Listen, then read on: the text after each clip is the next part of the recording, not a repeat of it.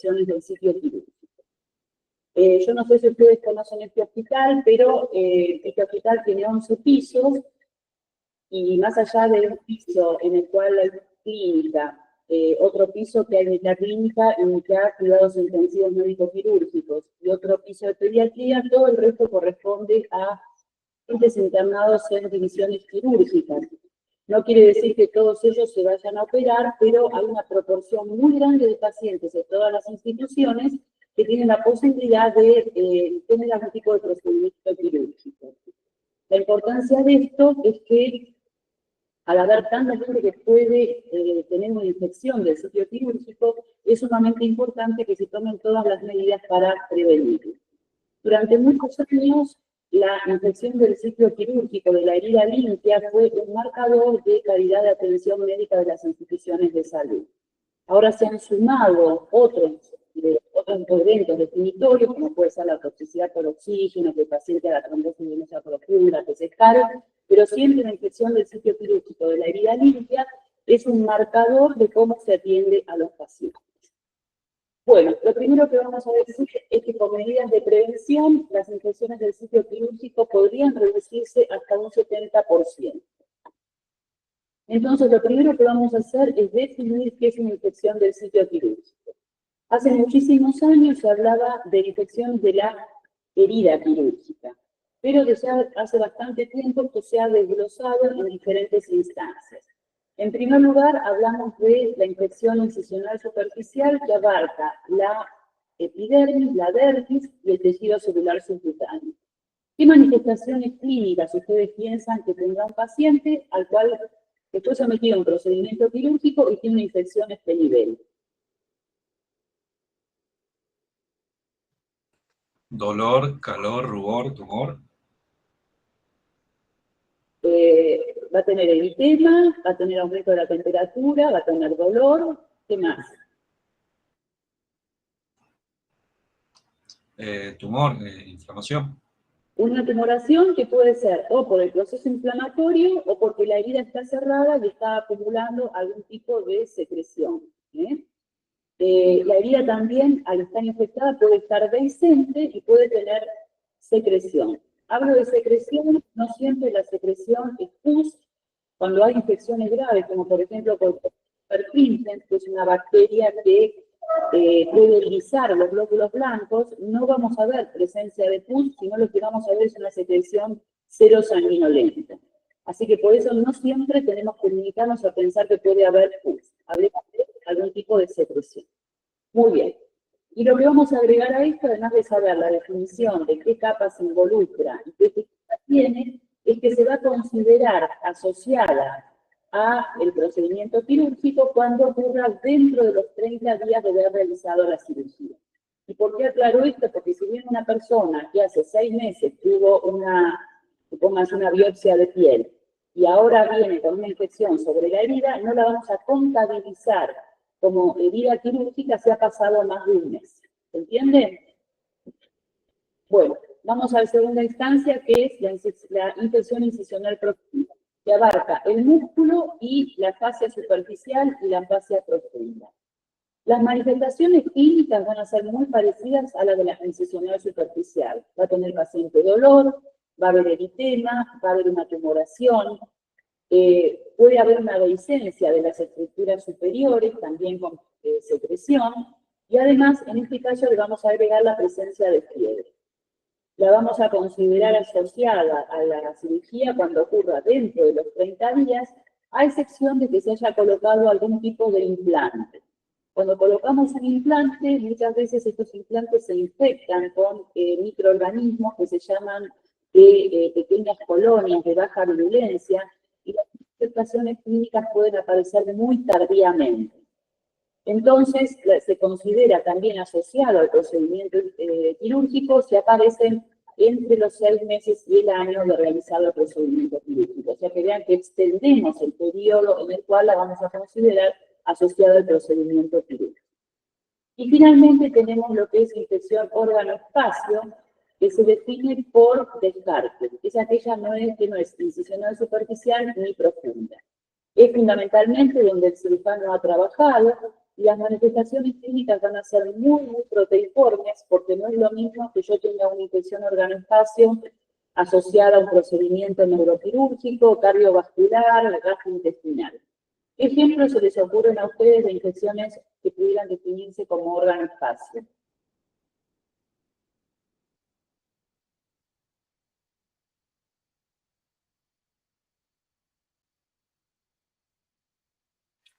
La osteomielitis, Muy bien. ¿Asociada a qué? a una prótesis. Claro, un paciente que se le colocó una prótesis, cuando se desarrolla en un periodo que está limitado hasta el año como mucho, se puede considerar asociado al procedimiento quirúrgico. Si a un paciente se le hace un recambio de una válvula cardíaca y evoluciona con una endocarditis protésica precoz, también es una infección órgano-espacio. Si un paciente se opera de una apendicitis porque tiene una peritonitis, se lo opera y en el posoperatorio presenta un absceso intraabdominal, eso también es una infección órgano-espacio.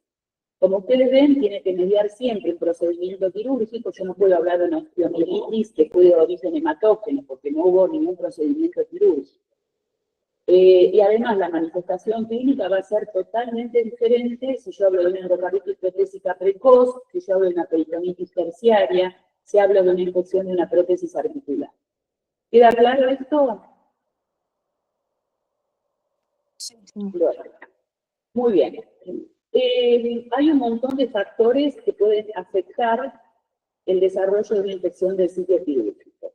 Consideremos que el paciente tenga comorbilidades, como por ejemplo que sea inmunosuprimido, que sea diabético, que tenga edades extremas.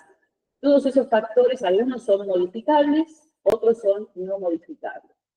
Dentro de los factores que nosotros cuantificamos y que nos van a poder modificar la tasa de infección que yo espero, están estos tres elementos que yo les voy a mencionar ahora. Uno es lo que se llama score de ASA. El score de ASA ustedes solamente tienen que conocer la definición. Se llama score de ASA a una valoración que hace el anestesista en el prequirúrgico, en el cual evalúa la situación clínica y funcional del paciente. Y entonces le va a dar una clasificación que puede ir del 1 al 5. El 1 es un paciente sano, como por ejemplo, si póngase un deportista que se tuvo una ruptura ligamentaria y se tiene que hacer una artroscopía de rodilla. Es un paciente que está sano, tiene que hacerse una cirugía y en ese caso vamos a decir que tiene un score de ASA 1. Un paciente que tiene una isquemia mesentérica extendida, en el cual tiene un pronóstico de muerte probablemente en las próximas 24 horas, si no se lo opera y si no se puede realmente revertir esa situación, es un paciente que va a tener una clasificación de ASA 5. Entre medio están la gran mayoría de los pacientes. Esto ustedes no lo tienen que saber de memoria, simplemente saber que en el parte anestésico va a figurar un numerito que va a decir score de ASA tanto, y que a ustedes ya le va a dar una idea de cuál es la condición clínica del paciente en el preoperatorio. Esto va a incidir en la evolución, en la posibilidad de desarrollo de una infección del sitio quirúrgico. Tenemos otro factor que es el tipo de herida. Esto sí ustedes lo tienen que saber. Las heridas se clasifican en 4 grupos. Una es la que se llama la herida limpia. La herida limpia es una herida en la cual cuando el cirujano va a operar está trabajando en un campo quirúrgico que no está contaminado, no está infectado. Tampoco abre mucosas. Se hace un cierre primario, o sea que el paciente no baja del quirófano con la herida abierta. Y si tiene drenajes cerrados, no como por ejemplo abiertos cuando se hace un drenaje de una pleura. ¿Qué ejemplo se les ocurre de heridas limpias?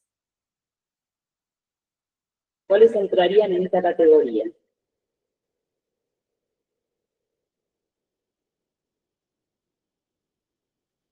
Más neurocirugía o la cardiovascular. Muy bien, los ejemplos son la neurocirugía, la cardiovascular y la ortopédica fundamentalmente. Después podemos tener otras como por ejemplo una esplenectomía. Muy bien, estas son las cirugías que tienen la menor tasa de infección. El grupo que sigue es la limpia contaminada. son heridas en las cuales vamos a abrir mucosas, pero bajo situaciones controladas. ¿Qué quiere decir? Por ejemplo, si vamos a hacer una cirugía urológica al paciente, que sabemos que si se va a operar, se le va a realizar un procedimiento urológico es porque tiene alguna patología. Si alguien tiene una patología urológica, lo más probable es que siempre tenga una bacteriuria sintomática. Entonces, al paciente antes de realizar un procedimiento urológico, se le pide un hilocultivo y antes de realizar el procedimiento se le indica el antibiótico dirigido al germen que se aisló en la orina, para que la orina sea estéril. Entonces, una herida que sería sucia la transformamos en una limpia contaminada porque la orina está estéril. Lo mismo es un ejemplo cuando se hace una cirugía electiva de colon, que al paciente se le da una dieta, prácticamente una dieta líquida 48 horas antes, se le dan antibióticos no absorbibles, se le administra un catártico. Entonces, de esa forma se barre con la mayor cantidad posible de microorganismos que están colonizando la mucosa. Bueno, tercer lugar son las heridas contaminadas. Y dentro de este grupo son todas las heridas accidentales, todos los traumatismos que tienen menos de 4 horas de evolución. Si yo tengo una fractura expuesta, que tomó contacto con el pasto, con la tierra, y estamos dentro de las 4 horas, esa herida está contaminada, no está infectada, porque todavía no se produjo un desarrollo de la infección. También entran dentro de este grupo cuando durante el procedimiento quirúrgico hay algún tipo de violación de la técnica aséptica o hay algún tipo de contaminación. Por ejemplo, si yo estoy haciendo una esplenectomía y sin querer hago una pequeña lesión de una víscera hueca y hay volcado el contenido entérico en el campo quirúrgico, el paciente no tiene en ese momento una peritonía, solamente tiene una contaminación del sitio quirúrgico. Entonces, todas estas son contaminadas. Y finalmente tenemos las heridas sucias o infectadas. Y acá vamos a incluir los traumatismos que tienen más de 4 horas de evolución o cuando directamente el cirujano está trabajando sobre un órgano que está infectado. O en el caso, por ejemplo, de ya el paciente tiene una peritonitis, tiene una colecistitis, se está drenando, se está operando una válvula cardíaca que está infectada. O sea que ya hay un desarrollo de un proceso infeccioso en el campo quirúrgico donde está trabajando el cirujano. Como ustedes bien podrán imaginar, desde la limpia hacia la sucia o infectada, las tasas de infección esperables van a ser mucho mayores. Estos dos elementos, la situación clínica y funcional del paciente, lo mismo que el tipo de herida, lo vamos a denominar intrínsecos al paciente y no los podemos cambiar. Si un paciente viene con un abdomen agudo porque tiene una peritonitis, lo tenemos que operar sabiendo que tiene más riesgo de infectarse. Haremos todo lo posible para que no se infecte, pero obviamente va a tener muchísimo más riesgo. Lo mismo que es una persona anciana, lo mismo si hace un abdomen agudo neutropénico febril. Bueno, y después tenemos lo que se llaman factores extrínsecos al paciente. Y la forma de cuantificar estos factores extrínsecos es a través de la duración de la cirugía. Se ha tomado internacionalmente el tiempo que dura la cirugía como un elemento para cuantificar si el equipo quirúrgico ha facilitado, por el hecho de no haber hecho una técnica correcta, de haber tenido complicaciones y demás, facilitado la contaminación del campo quirúrgico y el desarrollo de una infección. Todos estos elementos se cuantifican y modifican las tasas de infección esperadas. Bueno, vamos ahora a ver cómo hacemos el diagnóstico de una infección del sitio quirúrgico. Acá tenemos 2 pacientes que fueron sometidos a cirugías ortopédicas. En este caso tenemos un reemplazo de rodilla con una prótesis. Y fíjense que tenemos lo que habíamos hablado antes, la presencia de eritema. Fíjense que la piel está tirante y brillante. Esto es porque hay edema, porque hay acumulación de fluidos, porque hay un proceso inflamatorio infeccioso. Y acá se ha producido una pequeña dehiscencia de la sutura. Esto después puede dar origen a algún tipo de secreción. Esto es una infección probablemente aguda. Esta es una infección crónica también de una cirugía ortopédica. Fíjense que acá tenemos la cicatriz y tenemos la presencia de esta estructura. ¿Alguien sabe cómo se llama esto? ¿Una fístula? Muy bien, la fístula. La fístula es una estructura que se forma cuando el organismo necesita, por necesidad, debe evacuar material purulento y entonces busca las zonas de menor resistencia, como en este caso que son los tejidos blandos.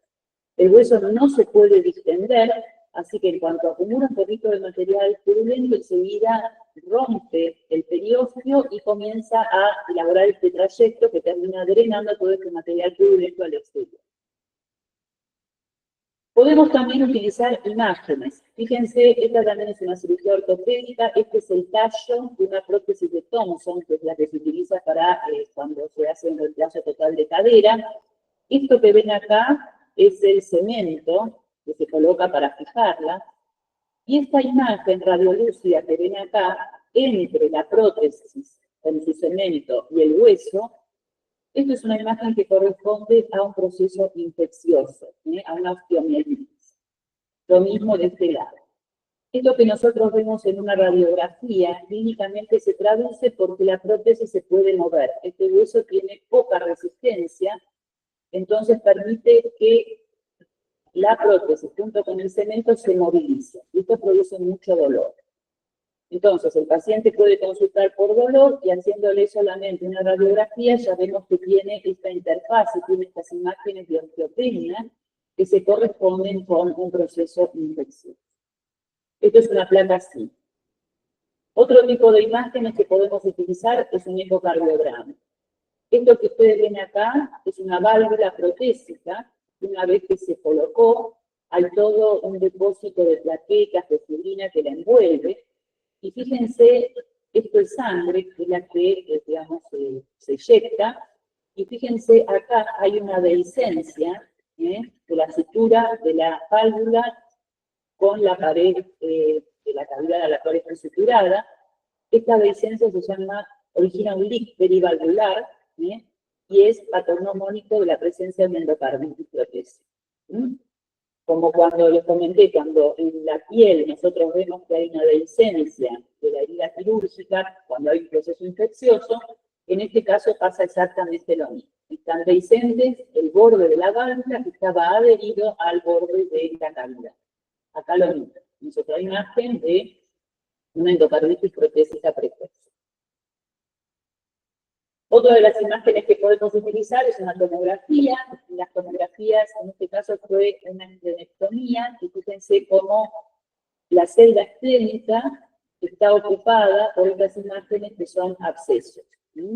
Puede haber existido una ruptura de una visera hueca o se puede haber contaminado el lecho quirúrgico con los gérmenes de la piel si no estaba adecuadamente preparado el paciente. El paciente evoluciona con fiebre, con dolor, es una imagen, y lo que vemos es la presencia de colecciones. Bueno, ¿qué otros elementos nos pueden ayudar a hacer el diagnóstico? Tomar muestras. En este caso, fíjense, haciendo una punción, como por ejemplo si hiciéramos una punción de este material, haciendo una punción podemos ver que se obtiene material purulento, esto ya es diagnóstico de infección del sitio quirúrgico. Si no es purulento, pero cuando hacemos un extendido de Gram vemos la presencia de microorganismos, es un criterio para considerarlo también infección del sitio quirúrgico. En este caso, ¿qué tipo de microorganismos ven? La imagen que está a la izquierda. ¿Cocos? ¿Gram negativos? No, cocos, ¿qué disposición espacial tienen?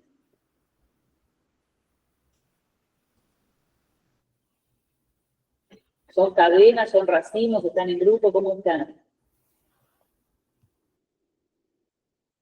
En grupo. En grupo. Entonces estos son cocos, son gram, cuando son violeta, por eso que son gram positivos. Y están en grupo. ¿Qué gérmenes les parece que son? Frecuentemente asociada con infecciones del sitio quirúrgico. ¿Estáfilo? Estafilococos.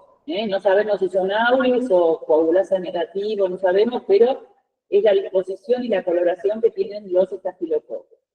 Y en la imagen de la derecha, fíjense que acá tenemos un montón de estas células que son los núcleos de estas células. Esto debe haber... ¿Cómo? ¿Linfocitos? Polimorfonucleares. Fíjense la característica que tienen los núcleos son polimorfonucleares. Esto seguramente era una muestra muy purulenta, por eso tiene gran cantidad de polimorfonucleares. Fíjense la diferencia con esta muestra. ¿Qué microorganismos, qué morfología encontramos acá? De bacilo. Bacilos gordos, gram positivos. ¿Con qué les parece? Flora única. ¿Con qué les parece que se puede corresponder en el contexto de la infección del sitio quirúrgico?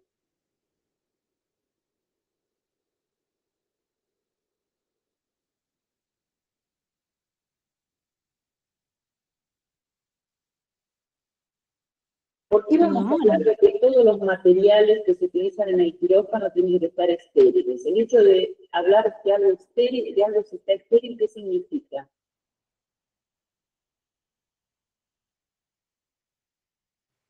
Que está libre de microorganismos, ¿no? ¿Está libre de? Microorganismos. Y algo más. Esporas. Esporas, exactamente. Lo que define la desinfección de alto nivel o de medio nivel, bajo nivel, con el procedimiento que esteriliza es que elimina las esporas. ¿Por qué? Porque puede haber esporas que queden en los materiales que se utilizan, en las cajas quirúrgicas que se utilizan, y que resisten, que supónganse que un autoclave, una estufa no anda muy bien, pero llega a 70 grados, probablemente mate a todas las bacterias y a muchos virus.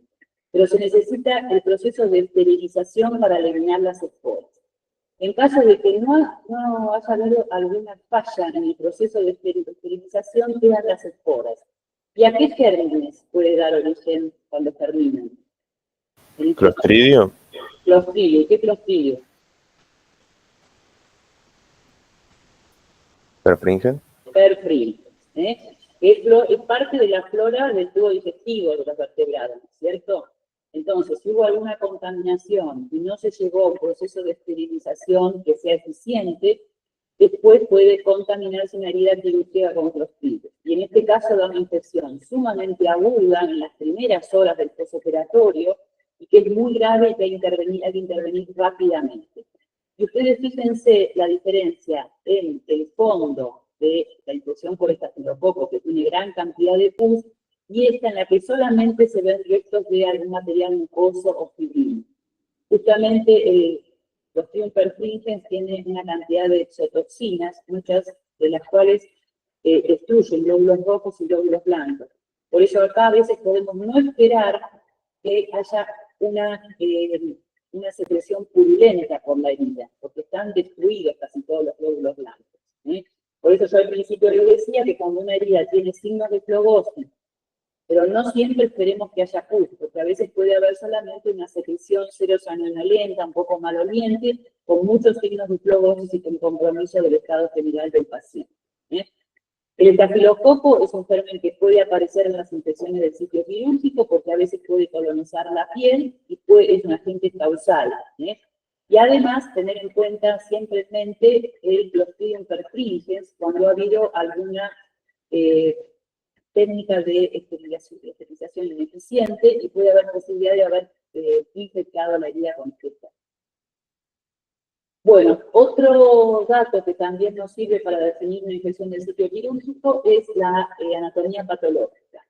Cuando hay una infección osteoarticular, por ejemplo, se envía hueso para cultivo y se envía hueso para anatomía patológica, porque a veces el cultivo puede dar negativo, pero en el hueso encontramos signos de osteomielitis aguda. Entonces eso es de gran ayuda. Supónganse que el paciente estuvo con antibióticos previamente y por eso no hubo desarrollo en el cultivo, en la bacteriología del material de hueso, pero el hecho de que en la anatomía patológica se encuentre que hay una osteomielitis aguda, eso puede ser de mucha utilidad. Bueno, hablando ahora de un poco cómo es la fisiopatogenia de la infección del sitio quirúrgico, vamos a mencionar que puede haber microorganismos en el campo quirúrgico antes del procedimiento quirúrgico. Por ejemplo, en un paciente que tiene una herida cista, ¿no? O pongamos una peritonitis. Ya el paciente tiene, previo al procedimiento quirúrgico, ya un proceso infeccioso instalado. Puede haber contaminación durante el periodo intraoperatorio, y esto puede ser a punto de partida de la piel, de gérmenes que están en la piel o las mucosas del paciente. En las mucosas o en la piel del equipo quirúrgico, por eso el equipo quirúrgico vamos a ver cómo se tiene que vestir, cómo se tiene que lavar las manos. Pueden utilizarse materiales contaminados, como les mencioné, que no hayan sido sometidos a un procedimiento adecuado de esterilización, o puede haber microorganismos provenientes del medio ambiente. El quirófano, no les vamos a insistir mucho porque esto no es algo que ustedes tengan que saber, pero el quirófano tiene un tipo de higiene diferente al resto del hospital. Entonces se llama higiene terminal, y además se hace una higiene del quirófano entre cada cirugía, para evitar justamente eso, que haya un ambiente que esté sucio y que pueda contaminar al paciente. Y además tenemos que considerar la posibilidad de que las infecciones se adquieran en el postoperatorio. Todo lo que es el lecho quirúrgico, durante el procedimiento quirúrgico, quedan restos hemáticos, pueden quedar algún material extraño, hay gran extracción de vasos, y todo eso facilita que si se produce una bacteriemia sea un lugar apto para el desarrollo del microorganismo. Entonces hay que tener mucho cuidado con las bacteriemias, fundamentalmente asociadas a dispositivos endovasculares y a otros focos como por ejemplo infecciones urinarias, neumonías, etc. También es importante, que lo vamos a ver al final, que la curación de la herida quirúrgica tiene que tener una sistemática especial, y muchas veces en cirugía se dejan drenajes. Estos drenajes son puertas de entrada para los microorganismos porque comunican todo lo que fue el lecho quirúrgico con el exterior. Entonces, el postoperatorio también es un momento en el cual se pueden adquirir infecciones. Vamos a ver ahora cuáles son las estrategias destinadas a prevenir la infección del sitio quirúrgico. En primer lugar, ¿cómo podemos hacer para que el paciente pueda contener la infección y eventualmente, si hay algún grado de contaminación, pueda eliminar esas bacterias? Lo primero que se aconseja es que el paciente deje de fumar por lo menos un mes previo a la cirugía. El tabaco, el cigarrillo, tiene una gran cantidad de sustancias que son vasoconstrictoras y van a comprometer la posibilidad de que los microorganismos, todos los elementos de la sangre, inmunoglobulinas o células que son la primera línea de defensa, lleguen y eliminen los microorganismos. En segundo lugar, el paciente que se hace una cirugía programada, hay que ver que tenga un muy buen control de la diabetes en todo el perioperatorio. Otro punto importante es que el paciente esté, digamos, lo más cercano a su peso ideal, ni obesidad ni desnutrición. Y otro punto importante es el uso de corticoides. Una de las cirugías más frecuentes en todo el mundo es la cirugía de cadera, y muchas veces está asociada a fracturas, muchas veces está asociada a procesos degenerativos, ¿no? A artrosis, a coxartrosis. Estos pacientes son pacientes que tienen dolor crónico y muchas veces utilizan corticoides como antiinflamatorios y para controlar el dolor. Entonces lo que se trata es que estos pacientes traten de reemplazar los corticoides por otro tipo de drogas antiinflamatorias. Bueno, otro punto para evitar que se infecte es que se reduzca la cantidad de bacterias que puedan llegar a la herida quirúrgica. Entonces, por un lado, tratamiento de infecciones a distancia. Cuando se va a realizar una cirugía programada, nadie va a operar en forma programada a alguien que tiene una neumonía. Entonces, todos los focos infecciosos deben resolverse. Acá incluimos forunculosis. Incluimos en pacientes que van a ser sometidos a reemplazos valvulares. ¿Cuál les parece que puede ser un foco infeccioso que uno tiene que resolver antes que se haga un reemplazo valvular?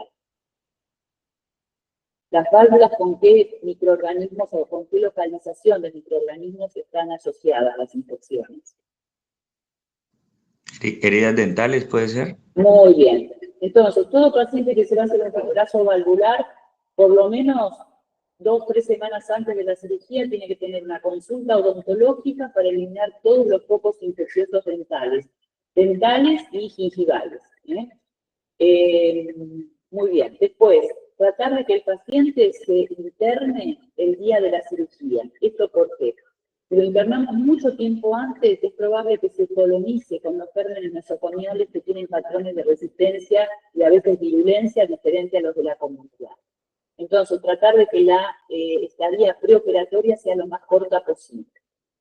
Otro punto importante que siempre fue muy discutido, pero que ya hace un par de años que quedó bien definido, todos los pacientes que se someten a cirugía ortopédica o cardiovascular, hay que hacerle una búsqueda de colonización nasal por Staphylococcus aureus. Ustedes saben que la Staphylococcus aureus es una bacteria colonizante, no es residente, y fundamentalmente colonizan mucosas de la vía aérea superior, del tubo digestivo y de la zona perineal, donde encuentra la mayor concentración es en las fosas nasales. Por eso, para eliminar la colonización, lo que hacemos es un hisopado de las fosas nasales y a aquel paciente que se va a someter a una cirugía ortopédica o cardiovascular, le vamos a indicar mupirocina en base parafina. Hay dos mupirocinas, ya van a ver cuando ven la clase de infecciones de piel y partes blandas. Hay una mupirocina que se puede utilizar para el tratamiento tópico de infecciones de piel, que es en base polietilenglicol. La que se utiliza para decolonizar es la mupirocina nasal, que es en base parafina. Se coloca 2 veces por día en cada fosa nasal durante 5 días. Y eso se acompaña de baños con clorexidina. La clorexidina es una opción antiséptica que tiene una presentación jabonosa y se utiliza para el baño prequirúrgico y también para la decolonización. Hay que tener cuidado de no usarla en menores de 2 años, porque puede ser neurotóxica, y tampoco que tenga contacto con las mucosas. Pero en el resto del cuerpo es importante la clorexidina, porque es una droga que tiene capacidad residual. O sea, que yo me baño con clorexidina, la dejo actuar 1 minuto, y aunque me enjuague, por 6 o 7 horas voy a seguir teniendo efecto bactericida. Y esto es muy bueno e importante, ya lo vamos a ver cuando hablemos de daño prequirúrgico. Entonces, a los pacientes que son portadores nasales de Staphylococcus aureus, le vamos a indicar la mupirocina y el baño con clorexidina 5 días antes de la cirugía. Vamos ahora sí a lo que es el daño prequirúrgico. Es sumamente importante, porque digamos que no hay medidas de higiene muy generalizadas. Los pacientes muchas veces llegan muy sucios al quirófano. Entonces es importante indicarles que tienen que hacerse un baño prequirúrgico. Cuando hablamos de baño, desde la cabeza hasta los pies, específicamente en la zona, digamos, perineal, en la zona de los pliegues, en la zona del ombligo, axilas, que son zonas donde muchas veces el paciente llega muy sucio. El baño prequirúrgico se tiene que hacer de preferencia con una solución jabonosa de clorexidina. Si hubiera alguna contraindicación para la clorexidina, se puede utilizar luego povidona, jabonosa. Se tiene que hacer la noche antes de la cirugía y una vez que el paciente se baña, se tiene que colocar ropa limpia y acostarse en sábanas limpias. Y se debe hacer un baño 2 horas antes de la cirugía. Y una vez que se hace el baño, se tiene que colocar, ya vamos a ver la ropa, para ir a quirófano y acostarse en una cama nuevamente con sábanas limpias, para evitar recolonizar la piel. Otro punto importante, si el paciente defeca después de haber realizado el segundo baño prequirúrgico, tiene que volver a repetirlo, ¿sí? Como si no se lo hubiera hecho. Y otro tema es la remoción del pelo o del vello. Si al cirujano no le molesta porque tiene, digamos, una poca cantidad de vello o de pelo y es cortito, lo mejor es no tocarlo. Si realmente molesta para la técnica quirúrgica, hay veces que hombres que tienen mucho vello en el tórax, y realmente es un problema, entonces lo que se indica se llama esquilado. Y se llama esquilado porque se hace la remoción del pelo o del vello con la maquinita la que utilizan ustedes para cortarse el pelo, que se utiliza ahora, que es atraumática. Ni gilet, ni tijera, porque eso produce lesiones en la piel y que después facilitan el desarrollo de la infección. Y siempre la remoción del pelo o del vello se hace antes del último baño prequirúrgico. ¿Por qué? Porque al hacer la remoción quedan los pelos pegados en la piel y los pelos tienen gran cantidad de microorganismos. Así que si es imprescindible, se hace esta remoción del pelo luego del segundo baño y luego del primer primer baño y antes del segundo. Y nunca jamás se hace en el quirófano, porque eso hace una dispersión terrible de pegas y una contaminación terrible del quirófano. Bueno, el paciente tiene que subir al quirófano sin alhaja, sin piercing. Acuérdense que el electrobisturí produce campos eléctricos y puede originar descargas eléctricas. Si el paciente se bañó, obviamente no tiene que tener maquillaje. No tiene que ir con prótesis dentarias removibles, porque a veces cuando tiene que intubarlo o se hipotensa, puede tragarlas. Y solamente sube a quirófano con un camisolín descartable, sin ropa interior, con cubrebotas y con una copia. Nadie entra al quirófano con el pelo suelto.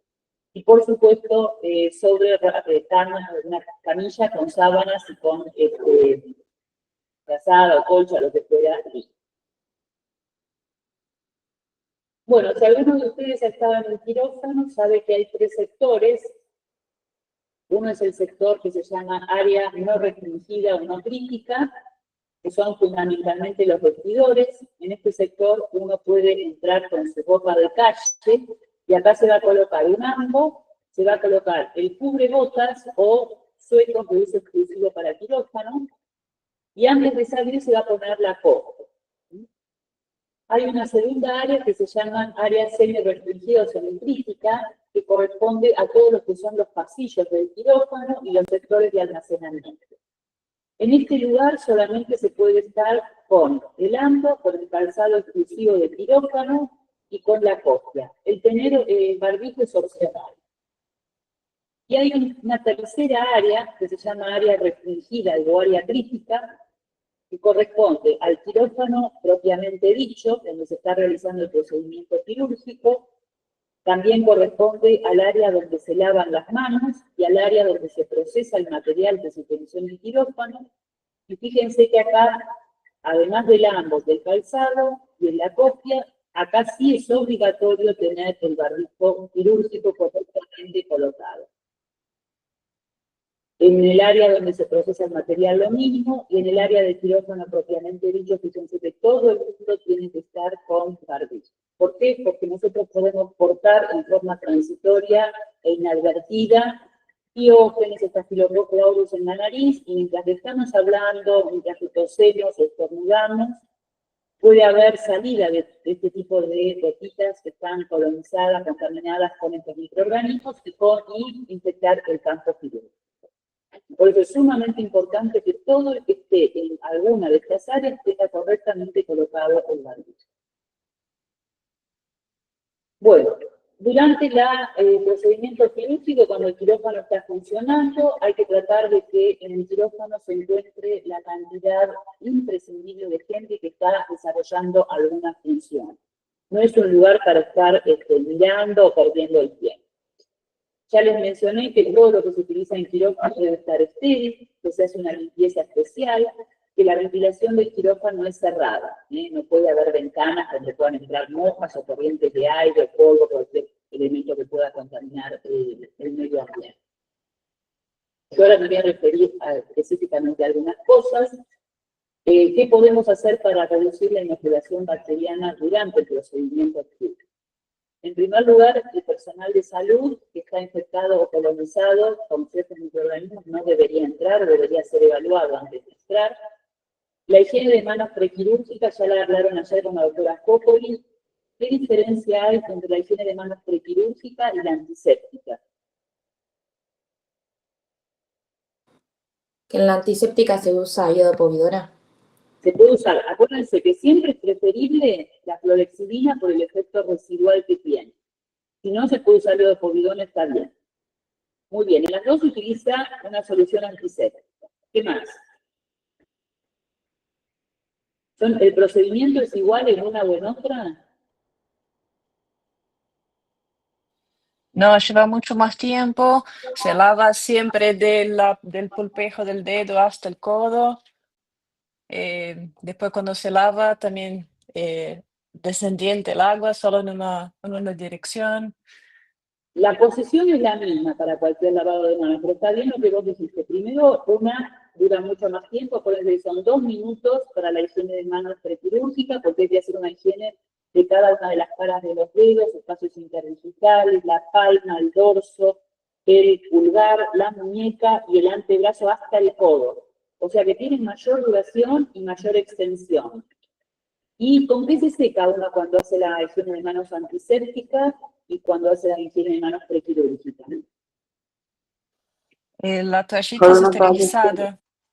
Muy bien, en la prequirúrgica vamos a utilizar una toalla, una tela o un papel, pero estéril. Mientras que en la otra usamos solamente una toalla de papel limpia. Estas son preguntas de examen porque uno tiene que tenerlo bien claro estas cosas. Bueno, pero ya lo saben, higiene de manos prequirúrgica ya está. Vamos a hablar entonces ahora de la antisepsia cutánea de la zona donde se va a realizar la cirugía y de la profilaxis antibiótica. Acuérdense que hablamos de la vestimenta que se utiliza. En cuanto a la técnica quirúrgica, que tiene que ser aséptica, ya la van a ver cuando cursen cirugía.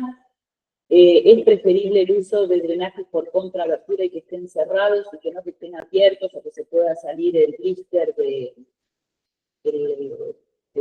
fisiológico y se abra y se desparrame y esté en contacto con el medio ambiente.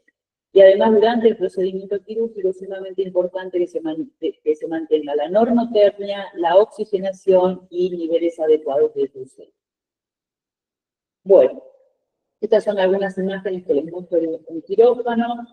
Lo que recién alguien comentaba, la posición de las manos, fíjense la extensión, a la espuma llega hasta el codo. Reitero, el uso de barbijo en la zona donde se hace el lavado de manos.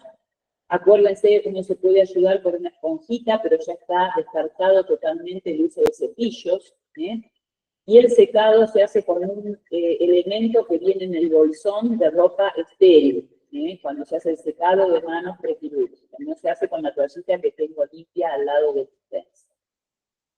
El camisolín, el equipo quirúrgico que debe vestir el camisolín, que es el que está en contacto con el campo quirúrgico, se lo puede poner hasta este nivel. La parte posterior la tiene que cerrar con un ayudante, porque si no ya con las manos limpias uno contamina tocándose atrás de la cabeza o la parte de atrás del cuerpo. Otro tema importante es cuando se espera la cirugía, las manos nunca abajo, siempre tienen que estar apoyadas sobre la mesa de la instrumentadora que está estéril o apoyadas sobre el camisolín que está estéril. Nunca abajo porque hay posibilidad de que toquen algo que está contaminado. Esta es la posición que tiene que tener alguien que está esperando que inicie la cirugía. En el caso que tengan que cambiar de lugar, porque a veces el cirujano principal es el que está llevando a cabo la cirugía con un ayudante, a veces tienen que cambiar de lugar, por ejemplo, una cirugía de colocación de prótesis mamaria. En ese caso, siempre el cambio de lugar, la transferencia, se hace enfrentando la parte posterior, nunca la parte anterior. Es la que tiene que guardar la máxima esterilidad. Acá en el hospital tenemos este tipo de camisolines que tienen un color diferente en esta zona, que es la que está en contacto con el campo quirúrgico, y lo mismo en los miembros superiores hasta por encima del nivel del codo, para que el cirujano tenga el alerta de no tocar absolutamente nada con alguno de estos sectores que están señalizados. Bueno, vamos a ver cómo preparamos la piel al momento en que se va a realizar la cirugía. Tenemos que hacer una antisepsia localizada. Ya el paciente vino con sus 2 baños, sin restos de pelo, sin lastimaduras en la piel, porque le hicimos una remoción del pelo del vello adecuado. Entonces tenemos 2 formas. Una es utilizar una pinza Kocher con una torunda de gasa, en este caso el iodopovidona. Ya fíjense que tiene una disposición circular. Y otro es este dispositivo que tiene eosina y tiene clorexidina alcohólica. Tiene esta palanquita porque en el momento en que pasa la clorexidina alcohólica se rompe un tabique y se colorea, porque si no la clorexidina alcohólica es muy clarita. Y si ya está coloreada, se inactiva. Entonces hay que colorearla en el momento de aplicarla. Tenemos fundamentalmente estos 2 tipos de métodos para hacer la preparación de la piel. Algunos detalles es, por ejemplo, evaluar el estado de la piel. Nos ha pasado que han llamado de quirófano los neurocirujanos porque ya habían anestesiado al paciente, ya lo habían puesto en la posición para operarlo, y se dan cuenta que están caminando piojos por el campo quirúrgico. No se puede compartir el campo quirúrgico con ectoparásitos que están yendo y viniendo, entonces hubo que suspender la cirugía. Lo mismo puede llegar a pasar si el paciente tiene sarna. Si estamos hablando de una cirugía de urgencia, se opera como de lugar. Estamos hablando de cirugías programadas. Que no tenga sarna, o sea, ningún ectoparásito, que no tenga foliculitis, que no tenga una verruga justo en el lugar donde hay que hacer la incisión, porque todo eso puede hacer que nosotros tengamos que hacer algún otro tipo de estrategia. Entonces, siempre evaluar la zona donde se va a hacer la incisión quirúrgica. Ya hablamos de la renovación del pelo del vello, que jamás se hace en el quirófano. Ya hablamos también del baño prequirúrgico. Entonces, en el quirófano vamos a elegir un agente antiséptico, que ya les dije, puede ser clorhexidina alcohólica, que es la mejor, porque tiene efecto residual, porque no la inactiva los materiales orgánicos, y además al ser alcohólica seca muy rápido. Si no, también se puede utilizar iodo povidona. Vamos a hablar de cómo se hace la aplicación. La aplicación del antiséptico, supongamos que esta es una cirugía en la que va a ser una herida supra e infraumbilical. Entonces, la distribución de la solución antiséptica se hace en forma de círculos concéntricos con dirección centrífuga hacia afuera de donde se va a realizar la incisión. Y por último, se hacen las zonas que tienen mayor densidad bacteriana, como pueden ser las axilas o las ingles, y la zona perineal se deja para el tumor. Con una sola pasada es suficiente. Si alguien quiere hacer una nueva pasada, lo que tiene que hacer es no sumergir la misma gasa en iodopovidona, sino que desecha esta gasa y vuelca sobre una gasa nueva la solución de iodopovidona y hace el mismo recorrido. Círculos concéntricos, o sea, se considera el centro, la zona donde se va a realizar la incisión, círculos concéntricos con dirección centrífuga y dejando para el final las axilas, las ingles y finalmente la zona perineal. Nunca se tiene que llegar a esta situación en que haya una cantidad excesiva de solución antiséptica. Con que esté mínimamente coloreada la piel es suficiente. Esto tarda mucho en secar. Hasta que no se seca, no ejerció su efecto antiséptico. Todas estas sábanas, estos materiales que están mojados, se vuelven permeables a los microorganismos. Así que ya no podemos considerar que el paciente esté acostado sobre un elemento estéril, como podría ser las sábanas que hemos colocado al principio. Por eso la distribución de la solución antiséptica tiene que ser una sola capa, fina, y que se deje secar y que no empape todo alrededor. Bueno, acuérdense que siempre hay que dejar que se seque. La piel que está lesionada, como por ejemplo un quemado, tiene que hacerse la limpieza de la piel con solución fisiológica. No vamos a utilizar ni clorhexidina, ni iodopovidona, ni alcohol, ni agua oxigenada. Acuérdense que las mucosas no se deben utilizar soluciones alcohólicas. En el caso de si hay que hacer un tumor de lengua, por ejemplo, y hay que hacer una antisepsia de la boca, se utiliza iodopovidona. Y siempre secuenciar las áreas de mayor densidad bacteriana. Primero las áreas más limpias y se deja para el final las áreas más sucias. Esta es una foto de una solución alcohólica que se puso en una cantidad desmesurada y que al utilizar el electrobifil, que genera a veces chispas, prendió fuego al paciente. Así que cuidado con la cantidad de solución antiséptica que se coloca. A lo mismo que les había mostrado antes, tiene que ser una cantidad que apenas coloree la piel.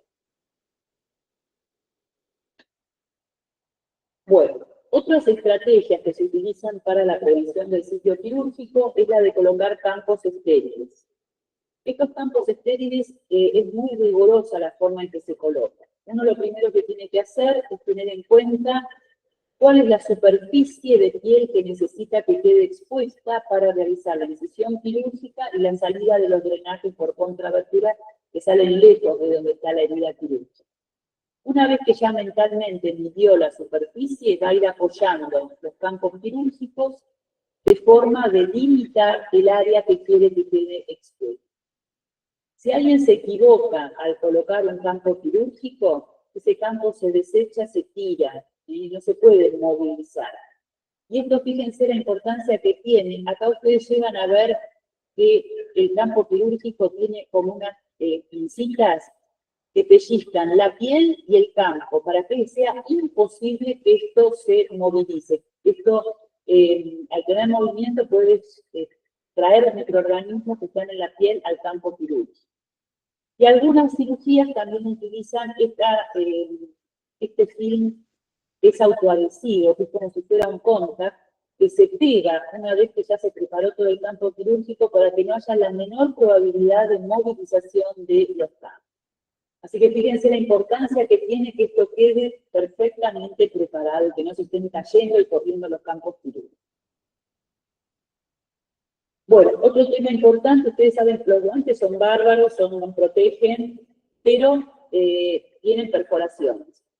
Entonces, para cuidado del personal de salud y para cuidado del paciente, se debe hacer un recambio de guantes a intervalos más o menos de 3 horas, que no pasen más de 5 horas. Esto es importante para las cirugías que son muy prolongadas, para que el equipo médico se haga el recambio cuando corresponde. Bueno, uno de las últimas estrategias para evitar las infecciones del sitio quirúrgico es administrar antibióticos. Los antibióticos se administran en cirugías que tienen un riesgo de infección mayor al 5%, y acá entran cirugías limpias, contaminadas y contaminadas. Las sucias no llevan profilaxis, llevan tratamiento. Si yo tengo un paciente con una peritonitis, le voy a dar tratamiento para la peritonitis, no le voy a dar profilaxis para la prevención de la infección del sitio quirúrgico. ¿Estamos? Las limpias contaminadas. Las contaminadas, ustedes, esto no es exactamente así, pero para el grado, para lo que ustedes tienen que saber en este momento, tienen que saber que todas estas cirugías, limpia, contaminada. Contaminada tienen que ir con profilaxis antibiótica. Las cirugías limpias van con profilaxis antibiótica siempre que se coloquen implantes. El implante es un tejido inerte, es un material inerte, que puede facilitar el desarrollo de biofilm y de microorganismos. Cuando un implante se infecta, es muy probable que haya que removerlo, esperar un tiempo y colocar otro. Esto origina una importante mortalidad. Entonces, siempre que se colocan implantes, se colocan antibióticos profilácticos. Y también vamos a colocar en cirugías limpias que tienen, o sea, cirugías que tienen menos del 5% del riesgo de infectarse, como son las cirugías limpias, pero que si el paciente tiene una infección, puede cursar con una elevada morbilidad y mortalidad. Entonces, incluimos en indicaciones de profilaxis la neurocirugía, la cirugía cardiovascular. Yo, por ejemplo, veo a un paciente de una revascularización miocárdica y el paciente evoluciona con una mediastinitis, es una infección muy grave, y por ese motivo todas las cirugías de revascularización miocárdica van a ir con profilaxis. Si yo a un paciente tengo que extirparle un tumor del sistema nervioso central, es una cirugía limpia, no le estoy colocando ningún implante, pero si el paciente evoluciona con una meningitis o con una cerebritis, tiene una elevada mortalidad, así que también la neurocirugía va toda con profilaxis antibiótica. Bueno, ¿qué características tienen que tener los antibióticos? Se dan con la inducción anestésica, o sea, 30 a 60 minutos antes de realizar la incisión quirúrgica. La dosis que se va a dar es la dosis terapéutica. Ustedes lo que tienen que conocer es que prácticamente en casi todas las cirugías se utiliza cefazolina. La cefazolina es una cefalosporina de primera generación y que va a dar buena cobertura para los gérmenes que están en la piel. Y también para algunos bacilos negativos, como por ejemplo en el caso de la cirugía de cadera, que pueda estar colonizando la piel que está cercana a donde se va a realizar el procedimiento quirúrgico. La gran mayoría de las veces vamos a utilizar 2 gramos. 1 gramo si es un chico, si es una persona muy, muy chiquita, y si es una persona obesa, 3 gramos. Pero la dosis que ustedes más o menos lo tienen que acordar es de 2 gramos. Y recuerden también que cuando estamos haciendo una cirugía de colon, ¿qué otro tipo de cobertura tenemos que agregar? Además, para los gérmenes de la piel y algunos bacilos negativos que puede haber en el campo quirúrgico. En el colon, ¿qué? Anaerobios. Entonces, ¿qué le pondrían ustedes, además de la cefazolina? Metronidazol. Muy bien. Toda la cirugía de colon va con cefazolina y metronidazol. El resto, prácticamente, lo que ustedes se tienen que acordar que la enorme mayoría se utiliza cefazolina. La vía de administración es endovenosa para asegurarnos que tengamos una buena concentración de antibióticos durante todo el tiempo en que los tejidos permanezcan expuestos. Si la cirugía se prolonga más de 3 o 4 horas, la cefazolina va a caerse en niveles de concentración en sangre, entonces hay que dar un refuerzo intraoperatorio. Si el paciente tiene una pérdida de la volemia mayor al 50%, asumimos que también redujo la concentración de antibiótico, tenemos que darle una dosis de antibiótico intraoperatorio. Y recordar que la dosis prequirúrgica es la única que ha demostrado reducir la infección del ciclo quirúrgico. Si nos olvidamos que el paciente se operó sin el antibiótico prequirúrgico, no vamos a mejorar nada dándoselo una semana después en el postoperatorio. Así que eso es responsabilidad del anestesista administrar la dosis prequirúrgica y la intraquirúrgica. Bueno, vamos a tener que indicar un antibiótico que estemos familiarizados con su uso, no un antibiótico que ha salido recientemente. En una institución conlleva el uso de grandes cantidades de antibióticos, el que se utiliza en profilaxis prequirúrgica, por eso tenemos que elegir uno que sea barato. Lo ideal es que sea bactericida. Tenemos que tratar de que haya la máxima concentración en sangre al momento de realizar la incisión del sitio quirúrgico y mantener los niveles bactericidas del antibiótico en sangre y también que llegue a los tejidos unas horas luego de realizado el cierre de la herida quirúrgica en quirófano. Por eso es que generalmente se utiliza, la gran mayoría de las cirugías en general duran 2 horas, por eso en general se utiliza la cefazolina, que por 2 horas más le va a dar generalmente una buena cobertura. Y recordar que hay que evitar el uso en el postoperatorio porque primero no va a resolver la infección del sitio quirúrgico si el paciente se infectó, va a seleccionar gérmenes multiresistentes, va a aumentar los efectos adversos que pueden producir los antibióticos y además va a producir un importante aumento de costo en la institución porque ya les digo, hay una gran cantidad de volumen de antibióticos que se utiliza como profilaxis. Bueno, esto es lo que nosotros le damos al anestesista, que son las indicaciones de antibióticos. Fuera de alguna ampicilina sulbactam, en general, fíjense que siempre es la cefazolina, que puede estar asociada en algunas cirugías al metronidazol. Fundamentalmente es la dosis preoperatoria. Acá figura, perdón, el antibiótico, si el paciente tiene alergia a la cefazolina, se puede dar clindamicina o vancomicina. A veces en pacientes que han estado colonizados o que están infectados por estafilococo aureus methicilino resistente se utiliza la vancomicina, pero son excepciones, por eso no se las doy. Y si ustedes se fijan, esta es la administración postoperatoria. Hay algún tipo de cirugía en la cual se tolera que se utilice 24 horas después de la cirugía, pero si se fijan, la gran mayoría de las cirugías no requieren dosis postoperatorias. Desde el año 2017, la Organización Mundial de la Salud propuso que a todos los pacientes que ingresan al quirófano se les haga una lista, conteste una lista de verificación para asegurarse del equipo quirúrgico, de que es el paciente que corresponde, de que se basa en la cirugía que corresponde.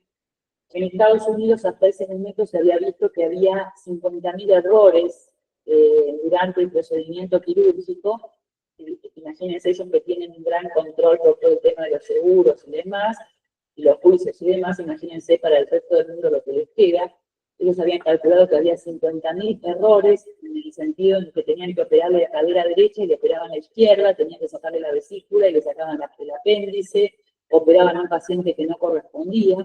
Entonces se impuso esta lista de verificación que se hace antes de la instrucción anestésica y que incluye la evaluación de que se hayan administrado los antibióticos profilácticos. Antes de iniciar la cirugía, nuevamente se consigna que se hayan administrado. Y después, bueno, se toman en cuenta una serie de elementos, la presentación del paciente, el tipo quirúrgico, si precisa sangre, etcétera, etcétera. Y una de las compañeras de quirófano es la responsable de hacer toda esta evaluación antes de empiece cualquier cirugía. Fíjense que los antibióticos están incluidos. Bueno, en cuanto al postoperatorio, dijimos que también es un momento en el cual se puede adquirir infecciones del sitio quirúrgico. Entonces, ¿cuáles son los puntos más críticos? En principio, la curación postquirúrgica. Lo ideal es colocarle este tipo de apósitos que permiten que se elimine la humedad de la piel, pero son impermeables con respecto a los fluidos del exterior. O sea que serían impermeables de afuera hacia adentro. Estos apósitos se pueden dejar colocados y si no se despegan, no se manchan, o la herida se pone eritematosa y dolorosa y se necesita despegar para poder observarla, lo ideal es dejarlo inclusive hasta 7 días en el postoperatorio y mantener la herida totalmente aislada. Si es necesario hacer una curación de la herida, se recomienda hacerla con todos los elementos que se utilizan en el quirófano. Colocar el gordo, colocar el barbijo, colocar un camisolín, guantes limpios para retirar la curación sucia y guantes estériles para hacer la curación húmeda. Porque estos son todos los momentos en los cuales la herida se puede tomar. Segundo punto son los drenajes. Fíjense, acá es una operación de rodilla, esta es la tubuladura del drenaje y este es el tambor donde se depositan todos los fluidos, sangre o linfa, lo que fuera. Hay que tener mucho cuidado. En primer lugar, estos drenajes se llenan con algún tipo de fluido y hay que vaciarlos. Entonces, el vaciamiento de estos drenajes se hace con una técnica séptica. Higiene de manos antisépticas, uso de guantes estériles, desinfección de la boca de donde se va a abrir y vaciar el tambor en este caso, y que no tenga contacto con el borde del elemento en el cual estoy descartando, porque eso facilitaría la contaminación. Por otro lado, hay que evitar el reflujo. Fíjense, si la herida quirúrgica está acá y el tambor está acá, es muy fácil que toda esta sangre refluya y que puede estar contaminada y contaminar la herida. O sea que acá tenemos dos errores. En primer lugar, elevar el reservorio por encima de la línea donde está la cirugía y además apoyarla en el borde de este elemento que no es estéril, donde se vacía. Otra cosa importante es que este tambor tiene que estar suspendido en el aire, no tiene que estar apoyado ni en el piso, ni en la chata, ni dentro del brocal, porque todo eso facilita que se contagie. Este es un tema bastante crítico, que muchas veces ustedes cuando vayan a la sala van a ver que está por el piso, por cualquier lado. Y el tercer punto, ya les comenté que el lecho quirúrgico es una zona que está hiperémica, que hay restos hemáticos, que puede haber otro tipo de restos de tejidos, coágulos. Entonces es un sitio ideal para que si llegan microorganismos a través de la corriente sanguínea puedan desarrollar una infección. Entonces hay que cuidar muy bien al paciente en el postoperatorio. A veces en el quirófano se precisa que tengan varias vías. En el postoperatorio comenzar a descomplejizarlo. Si con una vía nos arreglamos, eliminar todas las vías que estén de más, porque son todas puertas de entrada. Si el paciente no necesita la sonda vesical, retirarla lo antes posible, porque es otra puerta de entrada. Lo mismo cuidar que no desarrolle neumonías, hay que mantenerlo con una buena antifisioterapia, con inmovilizaciones, sobre todo cuando son cirugías de abdomen, y al paciente hacer todos los cuidados posturales que evitan el desarrollo de úlceras por defecto. Todo esto es importantísimo porque una vez hicimos un buen trabajo durante el pre y el intraoperatorio y hemos detectado muchas veces infecciones asociadas a la falta de cuidado en estos puntos que les he mencionado recién. Bueno, y finalmente nosotros hacemos una vigilancia de las infecciones del sitio quirúrgico mensual. Vemos cuántos pacientes se infectaron en cada equipo quirúrgico, qué gérmenes, porque eso nos puede dar la idea de que hay un brote, una fuente común que está infectando las heridas quirúrgicas. Y todos esos datos nosotros los reportamos a los jefes de cada una de las divisiones. Bueno, no sé si tienen